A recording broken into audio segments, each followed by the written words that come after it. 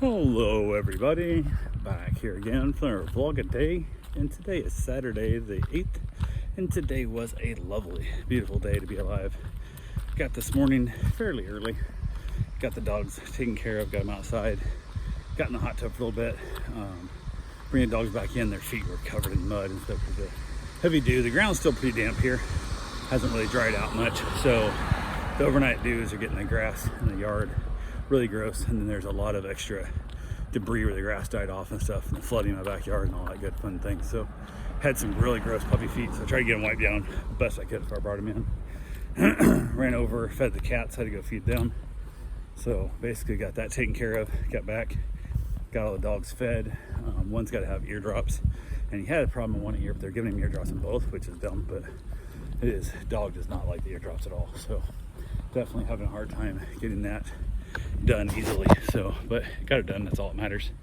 Went and hung out inside with the dogs a little bit, let them play around as the dew burned off, so the yard wasn't quite so gross and muddy. From there, got a few other things done, headed across the street to paint. Painting the trim, the casing and stuff is definitely not high on my priority of things I want to do. Not something I'm enjoying, but what are you gonna do? You gotta do what you gotta do. So when I went and did the cats, I also ran over to Home Depot, picked up some more caulk so I can finish caulking around the baseboards and whatnot, and all that good fun stuff that comes with it. So got that taken care of, all that good fun stuff. But yeah, got it caulked up, let it dry up so I can paint it. Touching up the caulking and stuff is not that bad, but cutting into like the edge of the wall sucks. And then painting the casing's worse because the baseboard I painted all with a sprayer, and this one, the base paint is, I guess, lack of a better term, slick. It doesn't have a tooth to it. So as I'm painting on it, it wants to leave streak marks and stuff real bad. And I'm sure if I was to flood on the paint a little better, if I was a better painter, it wouldn't be that big a deal. But I'm not that good a painter, so I'm making a mess of it. But it's gonna need a second coat, which is gonna suck, but it is what it is. I offered my bride, I got up to $200, maybe $300, just to finish the casing. Just all I gotta do, finish the casing, paint it, and she didn't take it. He started at $100, went up 200, went up 300. She did not bite, I guess. So still doing it. Just gonna take me a bit because I'm not good at it, which then makes me slower, and then it all just becomes a giant pain in the butt. So it definitely is what it is. But yeah, it's so much fun. But went ahead, and in the process of getting that done, I just it sucks. I'm climbing up and down, and I'm looking up a lot, trying to paint the trims and stuff, and just hurts my neck and my back some and whatnot, but it is what it is. So get it all done. Been at it for a while and just not the funnest thing. Wife's like, why didn't you taste the one? And I'm like, I don't know. So just doing it. They had to go to the store, so mom and my wife went to the store today, hung out with the dogs again. Ended up, she came over and got a couple things done in the house.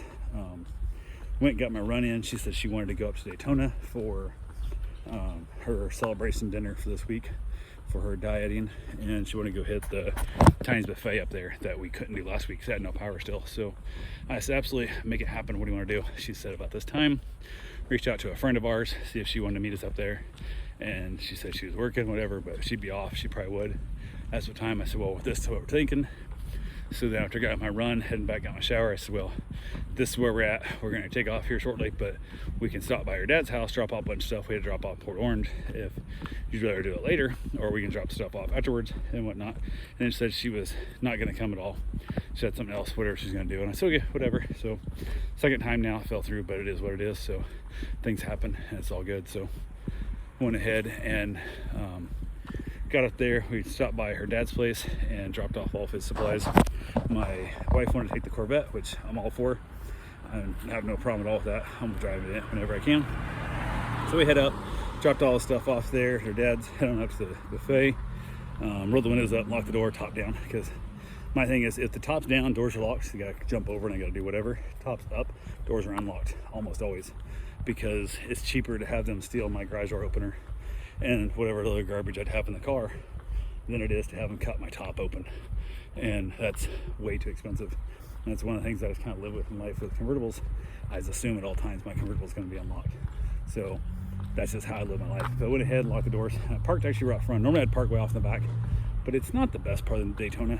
And It was late, it's all dark, so I parked right in front of the restaurant. I thought, let's like if somebody to dick with my car right in the front. So went ahead and lived with that.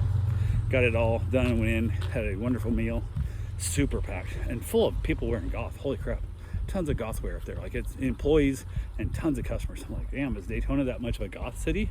Or it's because it's October? Like, I don't know what's going on, but it was big time goth. We had our meal. We both ate way too much. Headed home, leaving down through Daytona, going past Speedway and stuff. Some dude in a Hellcat. We started getting a little frisky and stuff and whatnot, and there's just too much traffic to do anything worthwhile.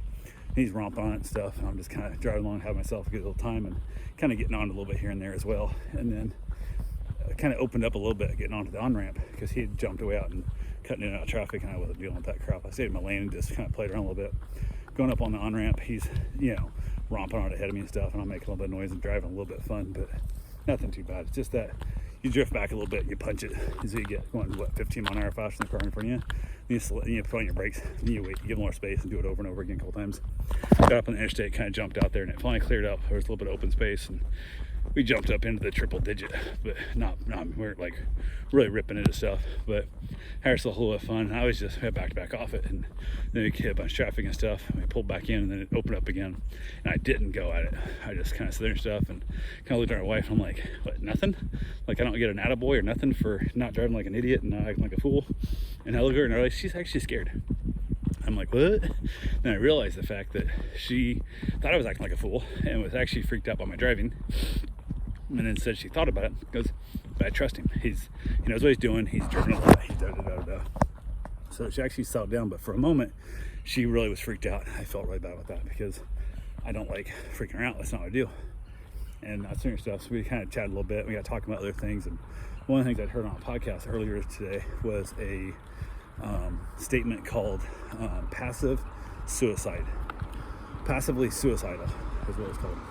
And basically, you don't want to die, you don't want to kill yourself, but you live your life in ways that could get you killed pretty easily, and it would not take a lot, and you put yourself at risk, and you could be killed and you don't care. And it's that whole thing of passively suicidal.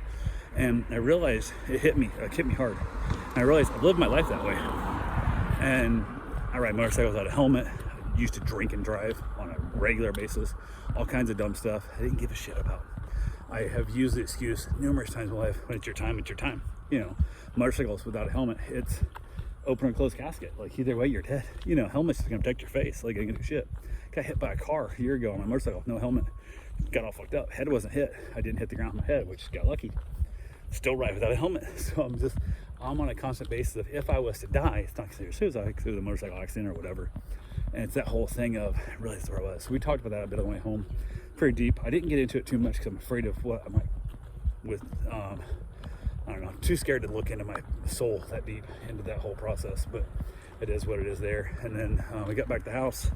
It was pretty late. It was chilly. My car don't have a heater.